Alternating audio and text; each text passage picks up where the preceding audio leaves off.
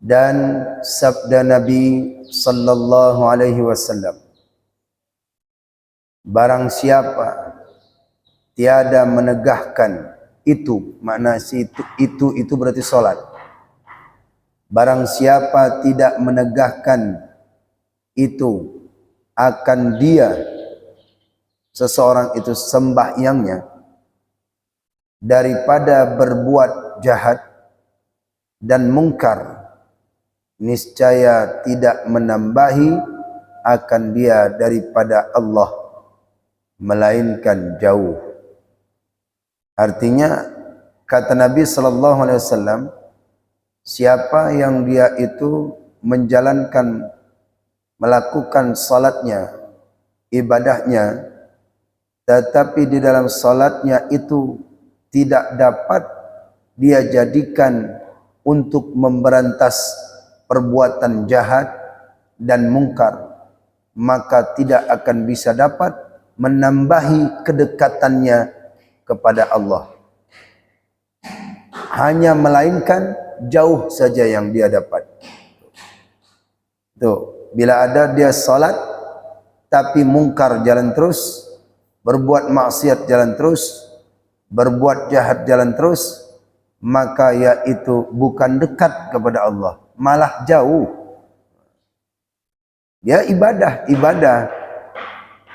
Kenapa dia dikatakan jauh? Karena hatinya belum terbersihkan dengan salat itu. Padahal Syekh Ibnu Athaillah mengatakan, as-salatu lil mutahhiru fil qulub. Salat itu dapat mensucikan hati daripada al-uyub, artinya penyakit-penyakit, aib-aib. Salat dengki jalan, salat sombong jalan, salat cinta dunia jalan. Akan tetapi bila seorang ini masih juga, maka tidak akan menambahkan kedekatannya kepada Allah. Malah dia itu salat tapi jauh. Itu kata Nabi sallallahu alaihi wasallam. Maka oleh karena itulah, dengan perantara salat ini kita bisa dapat yaitu dekat kepada Allah. Innas salata tanha 'anil fahsya'i wal munkar wal baghi, artinya sesat. Sesungguhnya salat itu dapat mencegah perbuatan keji dan mungkar dan kesesatan, jalan kesesatan. Baik, itu sambungan pembahasan kita dari pertemuan yang lalu tentang masalah salat itu dapat membersihkan hati. Kenapa orang salat tapi hatinya belum terbersihkan? Disebabkan karena belum sempurna yaitu tata cara ibadahnya. Ada yang belum masuk gitu. Bisa jadi khusyuk kurang, bisa jadi wudu belum sempurna, bisa jadi salat masih ketinggalan, amalan-amalan lainnya. Ada yang salah di dalam suatu ibadah. Bila seorang itu dia salatnya benar, akan keluar, akan terbuka sir-sir itu, rahasia itu. Baik, ya. Itu hadis Nabi sallallahu alaihi wasallam. Kemudian pengarang kitab memberitahu kita, apa kata beliau? Dan hendaklah diketahui bahwasannya tiada jalan, maknanya tidak ada cara.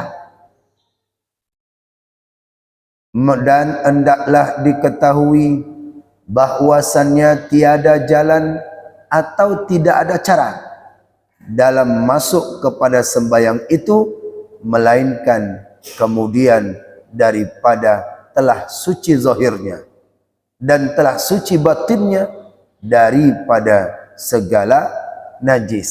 Nah, coba paham ya?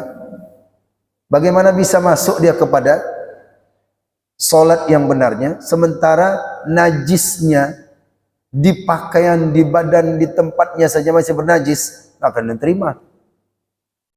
Oke lah, sudah bersih, suci pakaiannya, tempatnya, badannya daripada najis, batinnya. Nah, di situ pengarang memberitahukan kita, kalau demikian maka yaitu bersihkan hati kita terlebih dahulu daripada segala najis. Kalau zahir, najis yang nampak. Kalau batin, najis yang tidak nampak. Seperti hasad, sombong, merasa diri ananiyah, keakuan, merasa diri benar, merasa ibadah kita paling benar, merasa sombongan muncul, cinta dunia, itu termasuk. Karena dalam salat ini tidak ada dunia. Kalau sudah takbir Allahu Akbar, Allah lah yang maha besar, yang lain kecil. Begitulah para ulama-ulama sufi, ketika mereka beribadah, maka mereka untuk menghilangkan daripada penyakit-penyakit hatinya. Orang yang dalam penyakit hatinya, maka mereka itu sucikan, bersihkan dengan cara sholat. Itu penambahan, artinya peringatan kepada kita, siapa saja yang ingin salik, siapa saja yang ingin dekat kepada Allah, maka sucikan terlebih dahulu pakaian zahirnya, dan sucikan dahulu daripada batinnya, daripada segala najis. Barulah dia masuk. Dengan dua jalan inilah, dengan dua cara inilah, baru kita salat kita dapat mensucikan, yaitu daripada penyakit hati. Maka adapun suci zahir itu, maka hendaklah di kainnya itu suci, tahu kan? Kotoran di kain itu, maka hendaklah suci. Dan badannya suci pada zahirnya, dan batinnya juga suci. Kenapa? Karena bahwasannya makomnya itu makom suci, kedudukannya itu kedudukan suci. Persoalan kita kan masalah salat, ya. At-tuhuru miftahus salati. Di dalam kaidah fikih, di dalam fikih diawali kita untuk beribadah salat, maka taharah dulu. Kunci daripada taharatu, bersuci itu miftahus salati, kunci daripada salat. Kalau benar taharah, maka benar salat. Benar cara bersuci, benar cara salat. Bersih daripada najis, maka diterima daripada salatnya. Maka jalan yang ini, dua ini harus ditempuh bagi seorang yang salik. Ya, mentang-mentang dia waliullah, mentang-mentang dia keramat, mentang-mentang dia sudah apa, tapi pakaiannya biasanya. Kalau pakaian compang-camping itu lain. Yang penting suci. Bukan berarti dia, yang penting kan hati katanya. Apa? Kenapa sholat itu najisnya masih ada? Itu najisnya di pakaian masih ada kotorannya, nggak apa-apa. Yang penting kan hati bersih katanya. Nah, ini salah. Kenapa? Karena dia makomnya itu makom bersuci, kedudukan dia kedudukan bersuci. Maka bila dalam syariatnya dulu, tubuh yang nampak, badan yang nampak, baru yang itu disucikan, baru kolbunya. Baik, itu masalah yang zahir. Dan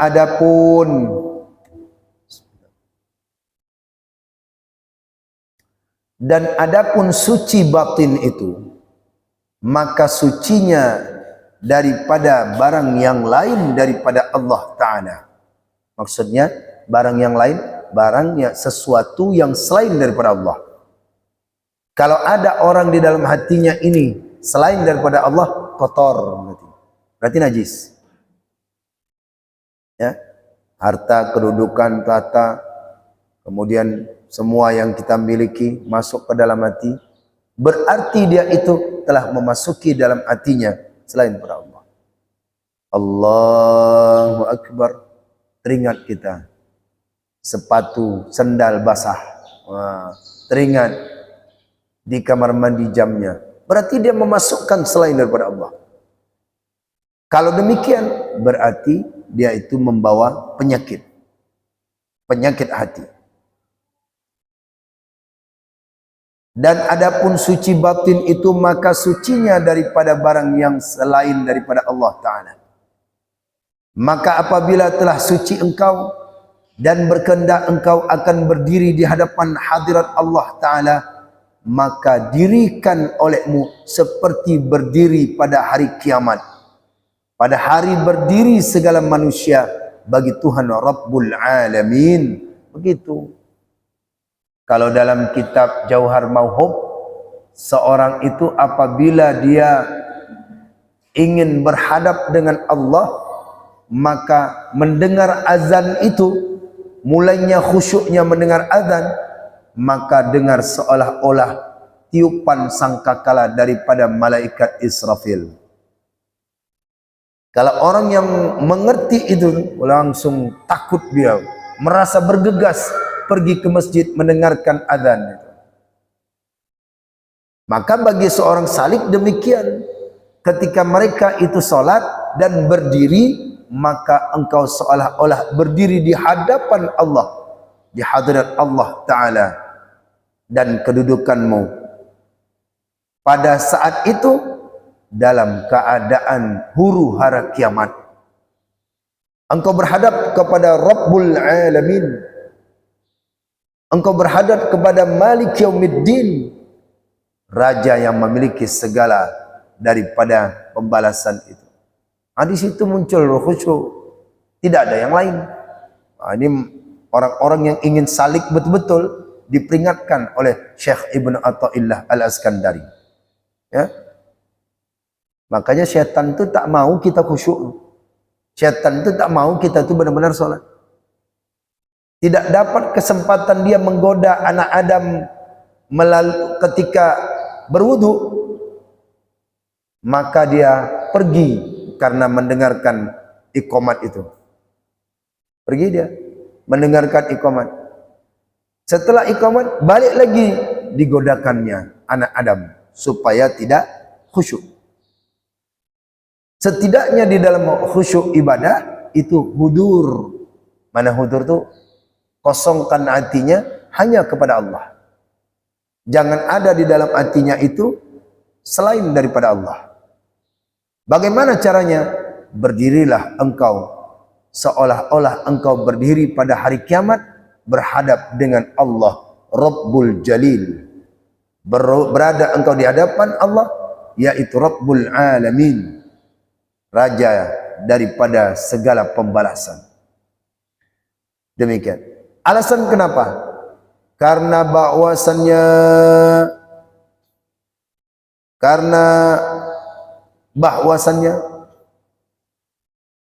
sembahyang itu menyampaikan pada Allah, dan apabila engkau jadikan pada Allah, maka sucikan hatimu daripada barang yang lain daripadanya. Kalau sudah sucikan daripada selain daripada Allah, dan terbukalah bagimu pintu gaib. Pintu gaib. Makna pintu gaib itu apa? Orang yang sudah sucikan hatinya itu, kemudian dia beribadah, tidak ada selain di dalam hatinya, hanya Allah saja, maka akan terbukalah pintu gaib. Apa makna pintu gaib? Pintu terkabulnya salatnya. Itu pintu gaib.